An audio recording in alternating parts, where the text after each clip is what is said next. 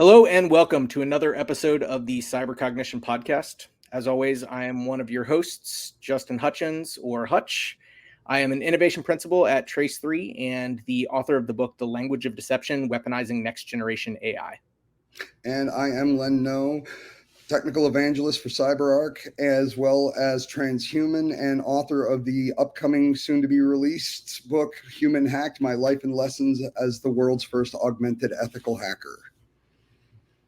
And as always, kind of the usual routine, we're going to first talk about a few news articles that really stood out to us as being interesting, and then jump right into the main segment.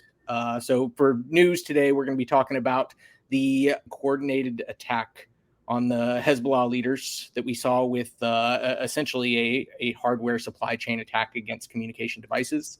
We're going to look at OpenAI's new reasoning model that they just released. And then we're also going to talk about Donald Trump's announcement of his entry into the world of cryptocurrency. And then rolling out of that, we are going to enter the main segment where we are going to talk about the future of post-AGI economics. So basically, once we hit that point of artificial general intelligence and AI surpasses humans in pretty much all capacities, what does that look like for the economics of the future? So with that, we'll go ahead and jump into the news. And this first one is definitely something that is unprecedented in terms of the scale of anything that we've seen before. So just to set the stage of what happened here. So there was a large number of communication devices that were possessed and being used by Hezbollah leaders. So this was a combination of both pagers and walkie-talkies. And in a coordinated attack, apparently there was some type of logic that was embedded in these devices that allowed for the remote coordinated detonation of essentially thousands of devices. This resulted in multiple different owners of these devices being killed. I think the last that I saw was well over 30 people that died in this attack, thousands others that were injured. And I think really why we wanted to highlight it here is I think it parallels a lot of what we're seeing in terms of supply chain attacks on the cybersecurity side, but obviously with very real world physical implications. And like I said, something on a scale of nothing we've ever seen before. Lynn, what are your thoughts on this? Well, I mean, the first thing that I thought, this is, to my knowledge now, this is one of the few times we can really see where something in a digital capacity can be used as a cyber weapon. The first thing that it reminded me of was the Stuxnet attacks back in the day, where a digital code caused, physical damage in centrifuges. But this is something completely unprecedented in additional capacity of. This opens the door to this kind of attack everywhere else now. I did some real interesting research into this, and this has got to have been something that was planned for a long time. The one thing in common is all of these devices from all of the news sources that I read basically entered into the country 5 months ago. So this has had, whatever this was, this has been something that's been planned long, and the infiltration of not just the supply chains but just communications. I mean, this is cyber on a level we've never seen before. For me, one of the things that this serves as is a wake-up call. Obviously, in this case, there was no real intention after the payload was detonated to try to conceal the fact that these devices were tampered with. Obviously, if you have a device blow up, especially if you have thousands of devices of the same type blow up at the same time, you know that they were tampered with at some point in the supply chain. But it does make you wonder at this level of scale and at this level of infiltration into the devices that were actively being used by an entire group.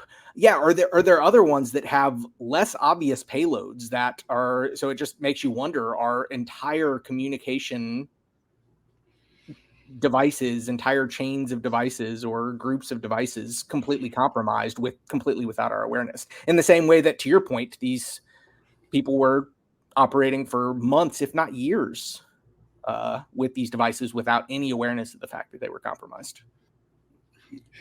This is the kind of thing that, makes me really concerned for our safety here, in the United States, as well as all the rest of, the non-warring nations. Excuse me. If these things can be used in wartime, we've talked about the concept of dwell time before, a lot on this program, as well as, within the cybersecurity industry in general. This is a physical dwell time.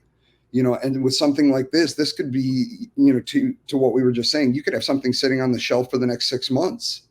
We don't know, and that, that kind of technology, as well as the ability to implement it, takes the idea of hacking or compromise to a much more physical level. And, and it's scary when we start seeing some of this type of cyber stuff happening out in the public eye, because, if this type of thing is capable, what else is beyond just other, communication devices? I mean, this is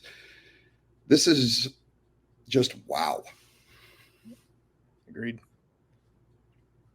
All right. So the next one is OpenAI, since they obviously need to consistently stay in the latest news. They did release a new model, which is their first, as they call it, reasoning model. And this one actually has a lot of history behind it. So this was the one that presumably everybody believes was what Ilya saw. And I don't know if you may or may not remember, but back in when there was the attempted ouster of Sam Altman, when they very briefly terminated him from his role as CEO of OpenAI, it was at largely the person that led those calls was Ilya Sutskever, who is their chief researcher and scientist there at OpenAI. And there was kind of this meme that went around of what did Ilya see? What concerned him so much in terms of safety and risk in regard to the advancement of AI technology that he felt like he needed to take the actions that he did to try to have Sam Altman removed. And of course, we all know how that ultimately played out. Sam Altman was then reinstated after both Microsoft as well as many members at OpenAI got back in his corner. But it took some time to ever see the results of kind of what. So there were a lot of leaks about this model called Q-Star, which was a reasoning model. More recently, Sam Altman and OpenAI has teased the model name of Strawberry, which was also more or less the same concept of a reasoning system. And now upon release, we're seeing this first preview model of O1. And I will say that the benchmarks that this thing is achieving are staggering and scary. I mean, you look at now PhD level math, and GPT-4o, which was already a very impressive model, was only achieving about 13% success on PhD level applied mathematics.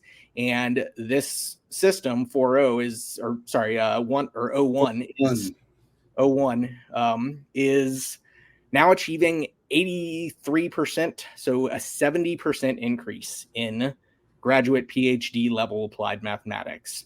Not only that, but it's also seen significant increases in its capability to do coding and performance. So if you watch the previews that OpenAI released related to this, one of the previews that they had was a discussion with the team at Devon. And if you recall, a few episodes back, we did a segment on Devon where we talked about this new AI digital coding engineer that really did kind of present itself as the future replacement of coders and developers. And even that team was saying that their solution, now that they've begun to integrate it with this O1 model, is orders of magnitude more impressive than it was with the previous models. So for everybody that is kind of saying that the advancement in AI capabilities are slowing down, I think that this is a wake-up call for still how fast some of these advancements are moving. This thing scares the living shit out of me. Yeah, it's we're moving fast. you know, we are that was the one point that I wanted to really stick on, is just the advancement over time. And if we just extrapolate on this, you know, it gained 80%, this last time. What happens when it goes to where, it's improving by, 200, 300 times every generation? You remember that old expression of we don't know what we don't know? Unknown unknowns. Yeah, I'm pretty sure that, we keep doing this a couple of more revolutions and we may not know, but it will. Yeah. And it seems like we're going to do those iterations. There's still tons of money being thrown at this thing. So absolutely. One thing that I did notice, so I played with the preview on it. It doesn't have the ability to upload documents. Yeah, I played with it a little bit too.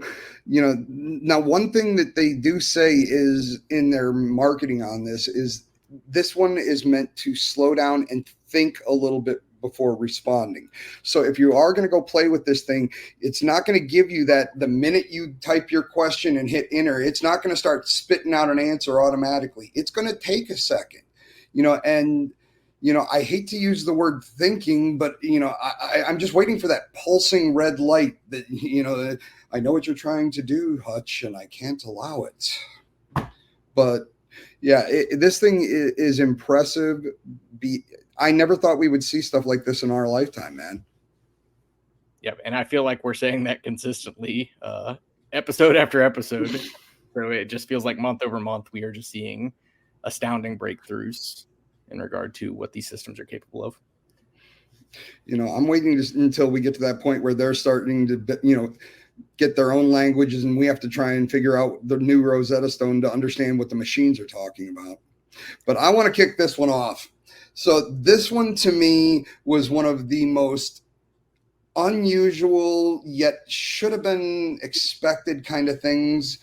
So Donald Trump, and we are not going to get into politics on this. So, but for all of you that want to know which side Justin and I are on, keep guessing. But Trump has now entered the cryptocurrency world with his project World Liberty Financial. So he has essentially launched his own cryptocurrency. And, Justin and I took a few minutes, before we started today, and we came at this from two completely different directions. So I'm going to let Hutch handle this from one side. But the first two things that jumped in my mind is you could not pick a single cryptocurrency outside of possibly Monero that people are going to try and go after. I mean, there is going to be new attacks. There is going to be probably new techniques to try and go after blockchain.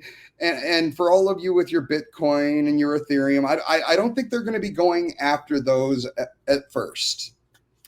But the side of this that really scared me the most was now we have a celebrity who has essentially entered the crypto market and is basically designing his own parallel track for currency.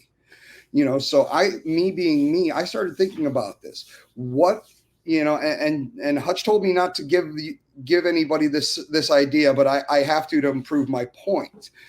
Is, what happens when we get Swifty coin or we get LeBron coin? The moral of the story here is these are essentially secondary markets to the US dollar.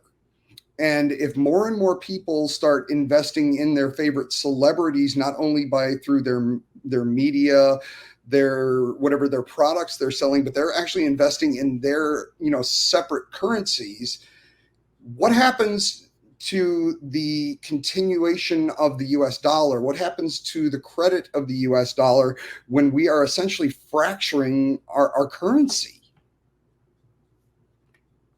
Yeah, I don't want to live in a world where Swifty coin is a thing. Well, I think I may have just, caused someone to get the inspiration to make it. And if you do, remember me and Hutch, we'll put our Bitcoin wallet addresses down in the bottom for any donations or proceeds or royalties. Yeah, so a couple things that I was looking at on this was, for starters, of course, I see any kind of nation state leader or former nation state leader announcing involvement with cryptocurrency. And I immediately thought of many of the other digital currencies that we're seeing coming out of nation states. I mean, China has one. You've also got one out of Nigeria. There's many other countries, but pretty much all of these other instances of nation-backed cryptocurrencies are just digital currencies that are centralized and kind of governed by that nation state. That's not the case here. So this is, at least by the way that it's being announced, advertised, it is supposedly going to be a decentralized currency, which I guess if there is any silver lining here, that's probably what it is it is decentralized, and that's how cryptocurrency should be. That was always the intent from the beginning. That being said, even if it is on record decentralized, I think it's really hard for anybody to embrace a cryptocurrency from anybody that is that involved in politics or government. Again, the entire point of cryptocurrency was always supposed to be decentralized. And even if it is, again, on paper that, it reminds me of so Meta, the parent company of Facebook, a few years back, started looking at doing their own cryptocurrency that was called Libra. And they pumped the brakes. There was a lot of outcry about concerns over conflicts of interest, over just the idea that Facebook itself, or Meta, has way too much power and really should not be that close to a decentralized currency and a cryptocurrency. So, of course, they stopped it. And this reminds me of that. Like, while it on paper is decentralized, it is way too close to This is an Icarus situation. You are flying way too close to the sun. Yeah. So I think there's a lot of challenges here. I think that a lot of people are going to cry foul as far as potential conflicts of interest. And I don't know. I just don't like the idea of nation state entanglement with cryptocurrency. I do think that it's interesting, though, when you look at the Trump administration, which is, and just speaking in terms of facts here, the Trump administration is more isolationist than most other administrations that we've seen. There's a much greater emphasis on U.S. first trade policies and trade tariffs and restrictions related to that. And one of the interesting thing is, one of the easiest ways to circumvent trade restrictions and tariffs is cryptocurrency. So it is interesting to see the Trump administration, which is very heavy-handed on the tariffs, also advancing their efforts in cryptocurrency as well.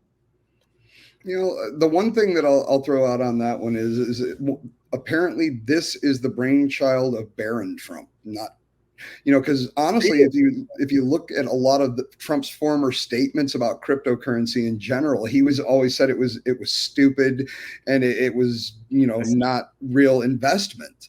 So this may not be so much Trump Donald as much as it might be his son Barron, you know, and you know that's a whole different generation. So this may be just playing off the name, but at the same time, it's still, to me, it's just scary because this sets precedent for, you know, the next billionaire, you know, who wants to try and, you know, start their own currency. I'd rather keep the money in the system if we can. I'd like to keep it paper for as long as we can.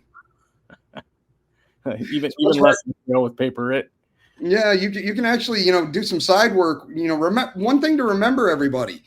You know, once we go to the complete digital currencies, the idea of doing some side work for, you know, $20 for your buddy to change his brakes, it don't work no more. You're going to have to report that stuff. There's no way to pay somebody unless it's going to be in trade.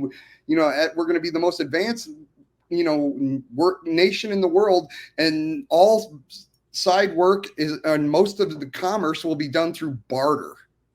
Yeah, I do think that's an interesting thing about crypto, is that it was the intent originally was that it was a more anonymous way to be able to engage in financial transactions. And with the different brokering platforms and everybody else's involvement in kind of managing digital wallets. I mean, it's become anything but anonymous. But I do think that there's still that illusion. People think that it is. Oh, yeah. But no, let's be honest. There's still one. We still have one. Long live Monero. All right, let's get into the nightmare section. All right, so main segment. I think so. Again, we're going to talk about post-AGI economics. I think it probably helps this set the stage here by first talking about what AGI is. I think if you tune in, you probably already have a pretty good idea. But of course, AGI is artificial general intelligence. It is this idea that we get to the point where artificial intelligence systems are at least as proficient as humans are at nearly all tasks. And so it was interesting. I was talking with somebody the other day, and we were talking about the scaling race and the fact that we are seeing each of these big tech giants just dump tons of money into building bigger and bigger neural network systems that are, and she asked me the question of why are we continuing to put all this money there? Why do they continue to dump more and more money and spending so much on this? And I mean, the truth is, it is because, I mean, even if you look at OpenAI's mission statement, it is they are attempting to achieve AGI for the benefit of humanity. And so we have to think about some of the foregone conclusions of if they do achieve their goal, which, I mean, a lot of people believe that they're on the way, otherwise the money wouldn't be flowing in. If they do achieve their goal, what does that mean for the rest of the world? And really only two things need to happen in order for our economy, the entire world as we know it, to completely transform. One, we have to reach AGI. We have to achieve a level of digital intelligence that is at least on par in all regards with human being capabilities. But then the other one is that we have to hit a point where it is economically viable to use that digital intelligence for what was traditionally done by human labor. So once machines are capable of doing everything that humans are, and it is cheaper to employ those machines than it is humans, the entire concept of an economy built around human labor completely dissolves. I think one of the other things that I think is fascinating here is just the question of, and I think it's an important preliminary conversation, is can we even arrive at AGI? And so there's a lot of constraints here, and there's a lot of obstacles that have to happen in order for us to continue scaling up the systems in the way that we have. Energy is a fascinating one that I think we've talked about in a few of the episodes that we've had here. The truth is, in order to continue to scale up these systems, we're looking at all kinds of new alternative ways to generate energy. There's been concerns about rolling out a lot of these newer data centers because of the tax that they're going to have on the electric grids of the communities that they're being deployed in. And there's even been considerations by a lot of the technology firms to co-locate nuclear power plants and other alternative forms of energy right next to these data centers, just so that they have a dedicated and constant influx of electricity and power in order to be able to run these training runs and the massive amount of inference and compute that's needed in order to execute these systems. Another one, actually, interestingly enough, is water. So a lot of communities have tried to put on the brakes for some of these data centers because of the amount of water that's needed just to cool these systems is going to be taxing on the communities. Money is another question. So right now, we still see at least a decent amount of investor sentiment and throwing more and more money at these things. But we are already starting to see grumblings of investors that are wondering where the returns are and why we're still investing so much money if we're not seeing the financial returns related to those. And so it does kind of beg the question of, do we get to AGI first, or does the interest in investment dry up because we don't get immediate enough returns? Well, personally, I want to attach the first question first. And I think the idea that are we going to get there? Yes. And, the one thing that everything you said made absolutely great sense. But the one thing that you didn't include in that is, well, you did, but let me extrapolate. This is a race. and we can talk about the race between, say, OpenAI, Microsoft, and Google, or, we could actually look at, to the global scenario. It's not that. It's the US, it's China, it's, everybody, Russia, everybody out there is trying to get to this. I think, we're one of the few that I think has the opportunity to potentially pull it off. But let's be honest, we've seen the government relocate people for putting in a road. You think when it comes to national security, they won't upend an entire community and go, guess what? You don't have to worry about, the data center moving in because you're moving out. So I think from just a national perspective, we have to get there eventually, but the idea, go ahead. What I was going to say is you mentioned this being a race, and I think you're absolutely right. But I think it's also important to highlight that this is a race where the winner of that race really is winner takes all. Oh, absolutely.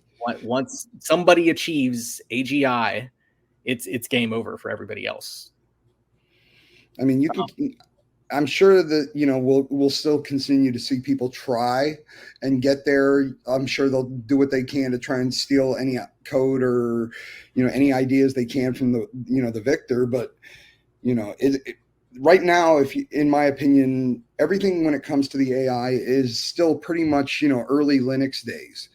Everybody's still jockeying for that, industry dominance.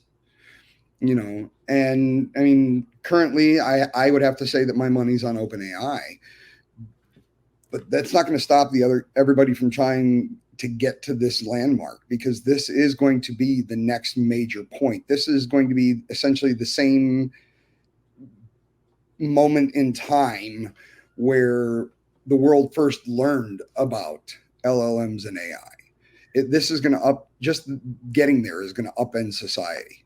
Well, and I think it's also going to be a launching point, because once we achieve systems that are at least as capable as human beings, we no longer have to have human beings even working on the problem of improving them. We can just have them work on improving themselves.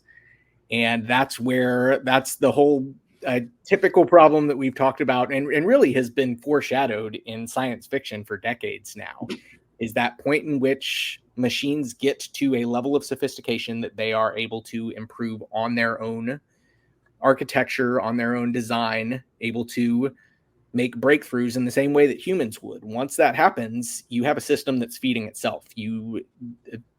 Whoever wins, whoever gets there, can then step back and just work on scaling out and distributing that system. And I mean, all bets are off. At that point, it really does become a question of how long does it take for the technology to become economically viable enough to replace you and me and everybody else that has a job.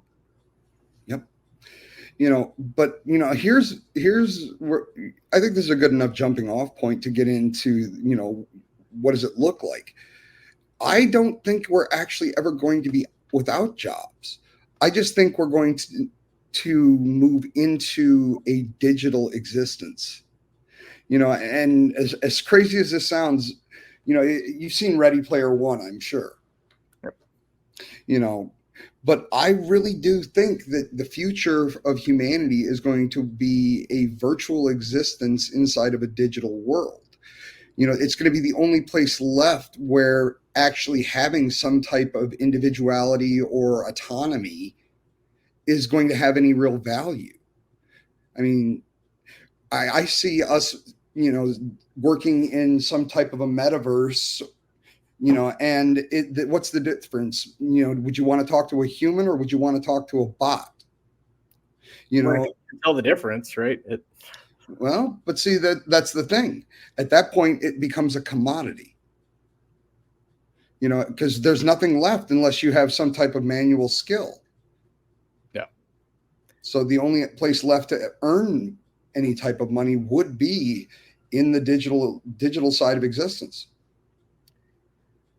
Yeah, I think so. I think there's a couple of things here. I think that one of it is, fascinatingly enough, kind of just and of course this is your world, but the world of transhumanism, the idea that, and I think the person that immediately comes to mind for me that's spoken of this level of integration because of AI advancement is Elon Musk, who that's really, and I know you pointed out many times he's certainly not the only player in the brain computer interface space, but that really has been how he's described his vision of, at least the long-term vision of Neuralink, is that basically if we as humanity want to keep up with the rapidly advancing capabilities of artificial intelligence and remain relevant, then integration is almost becomes a matter of necessity.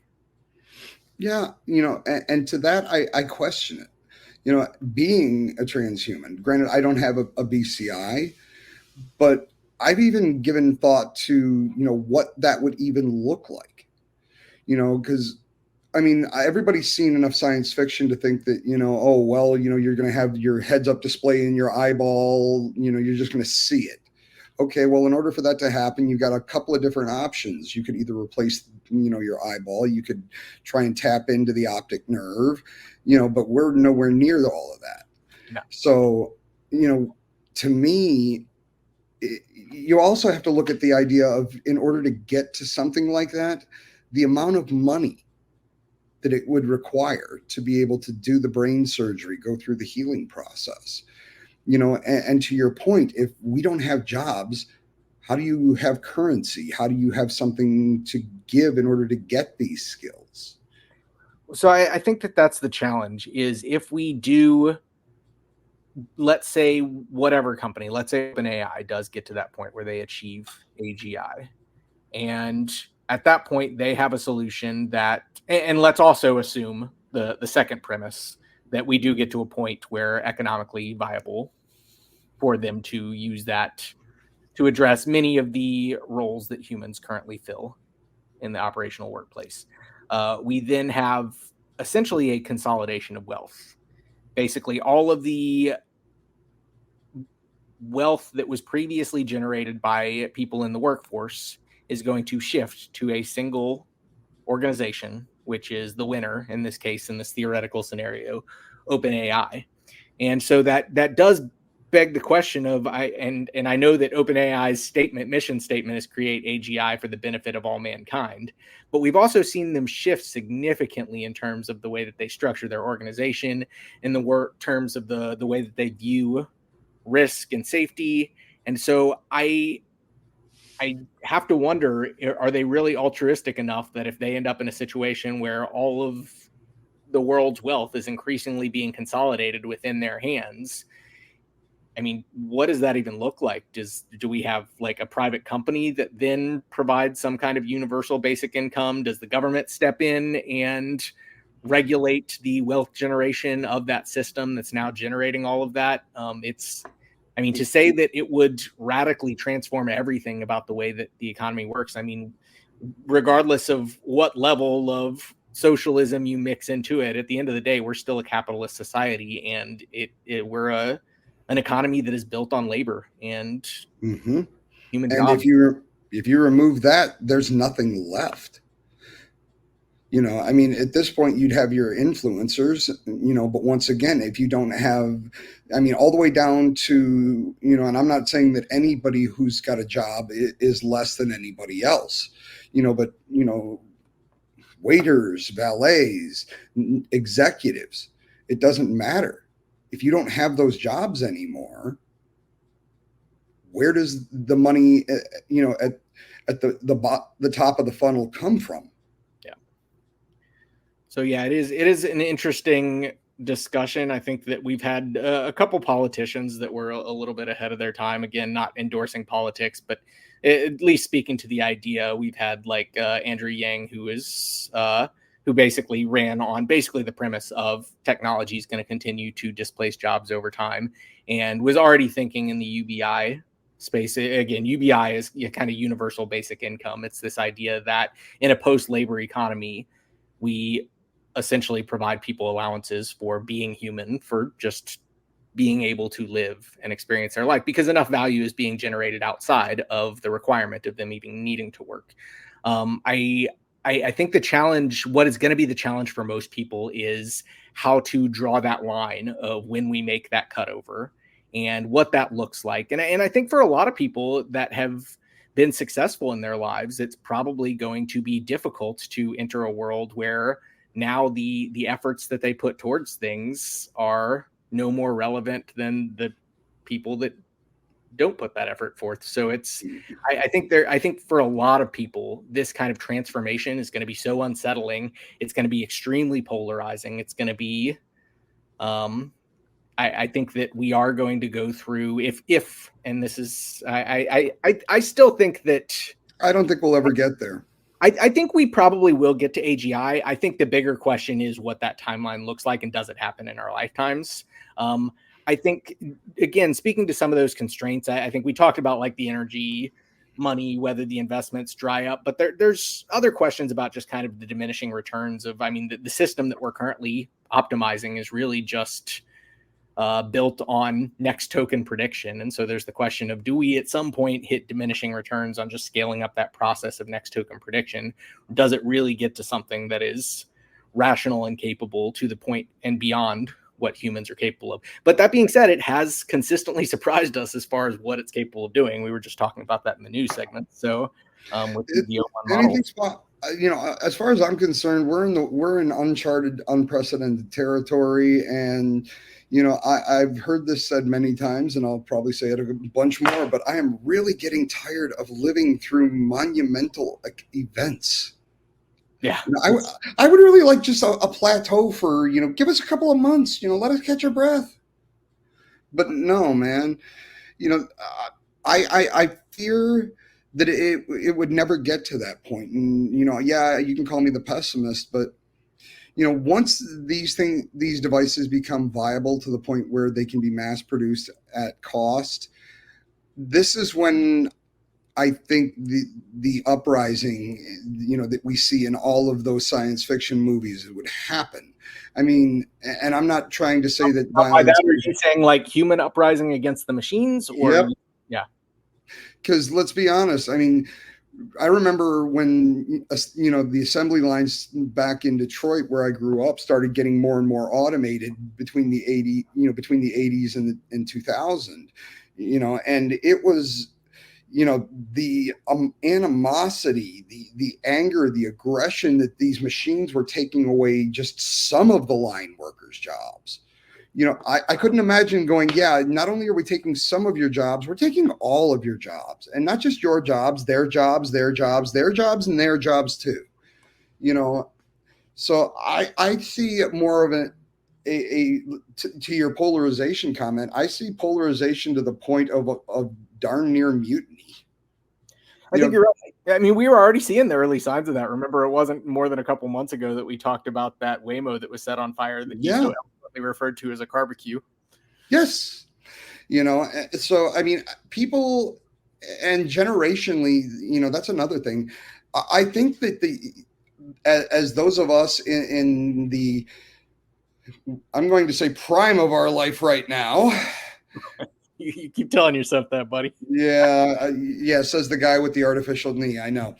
But, you know, the younger generations, they're growing up with this, you know, and that's something that I think is also different, because I can see definite generational differences in terms of what is technologically acceptable, you know, the ideas around, you know, personally identifiable information, privacy, you know, censorship. It's different. It's just different. And I often wonder what it would be like for somebody like me or you, you know, who, you know, we've dedicated most of our lives to these types of technologies and, you know, understanding them. What would it have been like if, you know, we didn't grow up before they got here and we, you know, eased into it and we were basically just dropped in the deep end. Yeah, you accept the world you're born into. Yeah. Yeah. Yeah, I think it's fascinating because you, as a parent, it is, we know that every generation kind of looks at the generation after them and thinks those young whippersnappers and things. Oh yeah. But it's things are so drastically different between generations now, so much more than it ever was before. Just the way that you live, the way that you interact with the world around you.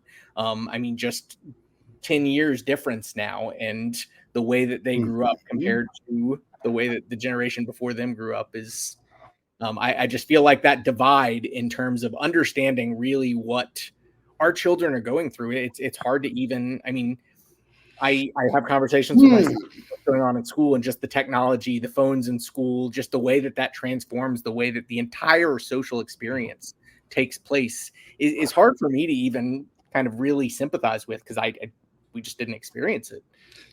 And back to, our topic for, the main segment here. Maybe that's what the currency is in the future. Maybe it's likes. Oh man, that is not what I want to hear. Well, I mean, if you take away everything else, I mean, what else is left? Oh yeah, I mean, I think there was a what was that show, Black Mirror episode that was exactly it.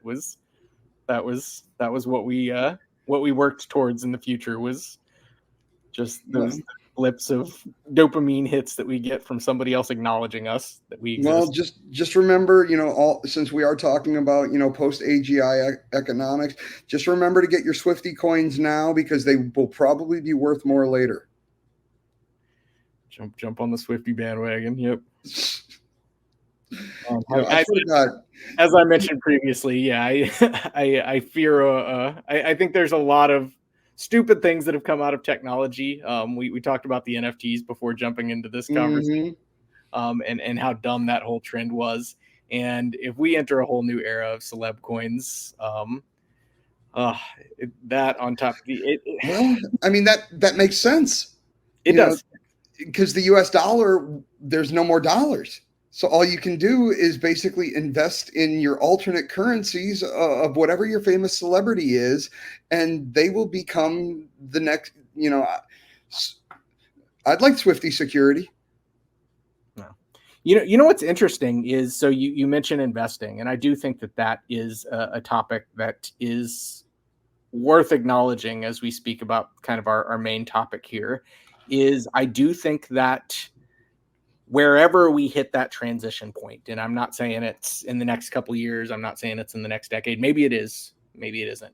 But whenever we hit that transition point, I do think that it is going to solidify generational wealth for those that have been able to establish it, those that have been able to invest in the companies that are going to benefit from these. Whereas people that were still at that point of transition, the people that were still living paycheck to paycheck, at least until the point in which we can figure out that really hard transition period of what a post-AGI economic system looks like, those are the people that's going to suffer the worst or the most. And I think that's unfortunate. We're just going to see this one more thing, and there's already been so many factors that kind of continue to exacerbate that rich and poor gap and continue to make it harder and harder for the people that have already struggled. But I think that this is going to be another one of those things where those people that were able to invest prior to AGI will benefit from it, whereas those that weren't will not.